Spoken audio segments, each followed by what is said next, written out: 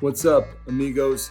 It's the Project Maker Minute with Chris Lewitt. As you may know, I'm the former number one for Cornell University, pro circuit player, elite junior development coach, and author and educator, author of The Secrets of Spanish Tennis and the Tennis Technique Bible. On this Project Maker Minute, I want to talk a little bit about my man, Carlos Alcaraz. Got a great win at Indian Wells.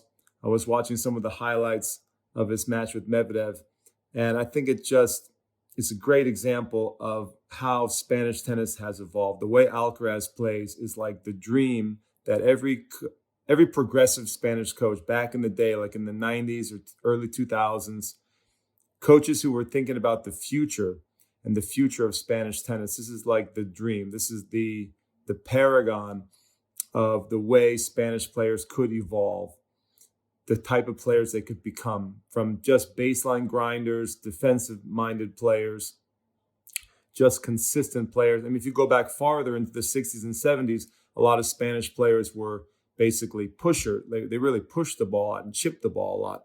And so you had a progression to players like Nadal, who played, or Sergio Bruguera, or players who played with a lot of spin, but who were primarily, at least back in the day, pretty defensive-minded, pretty focused on getting a lot of balls back, grinding. That was the typical Spanish way back in the day.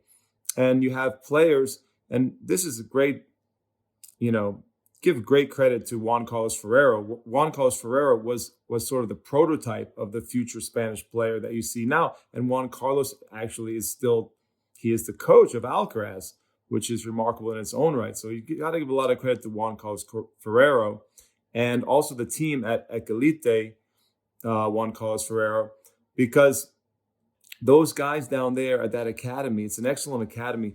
They're not that dogmatic, like they're not that rigid. They're progressive, like Antonio Cascales, who's also in charge of the academy down there, who was Juan Carlos Ferrero's coach.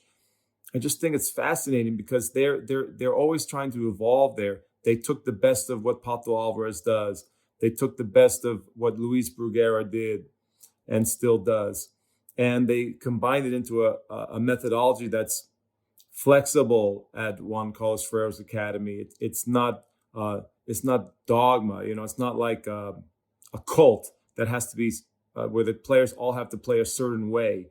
And I think that open-mindedness, that kind of progressive aspect at the Juan Carlos Ferrero Academy, that philosophy allowed a player like Alcaraz to come to the forefront and to really flourish and to play in a beautiful all-court game, but also retain a lot of the great Spanish qualities like the consistency from the backcourt, the beautiful movement, the big forehand, the patience when it needs to be there, the fight, the willingness to suffer. So you see all of the great aspects of the traditional Spanish way, and you see this new all-court style. And I just think that Alcaraz is so special in the way that he represents the fruition, like the dream of every coach who was thinking forward-thinking coaches back in the day, in the 90s, in the early 2000s. Alcaraz is that new mold of Spanish player.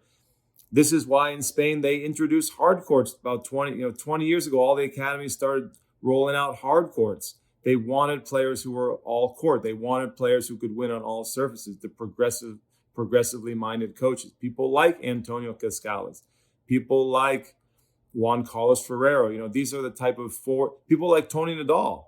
These are the type of coaches in Spain who are trying to evolve the Spanish game. And there are still coaches in Spain who are kind of stuck in that baseline grinding mold.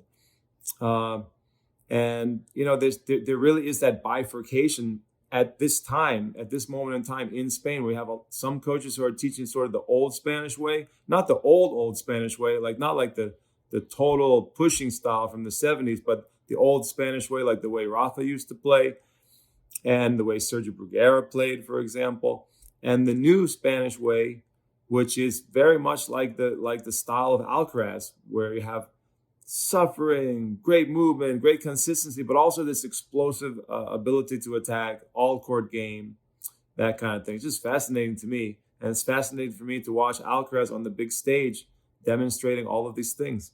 Guys, if you like this Project Maker Minute, please check out my big show, the Project Maker Show. I know you guys have been waiting for episode 70. I'm kind of promising it's coming this week. I've been jammed. I've been working every day on the court. I've been coaching nonstop. A lot of players coming into the academy here in Vermont. I got just too many players that I can even coach right now. The demand is very high, so I just haven't had time to make too many videos. I apologize for that, but I do want to get episode 70 out soon. It's all about how to improve or how to win more matches at tournaments. Simple things you can do to win more matches at tournaments. I think it's going to be great for my own students, and I think it's going to be great for you guys as well. So I will see you guys on the next program.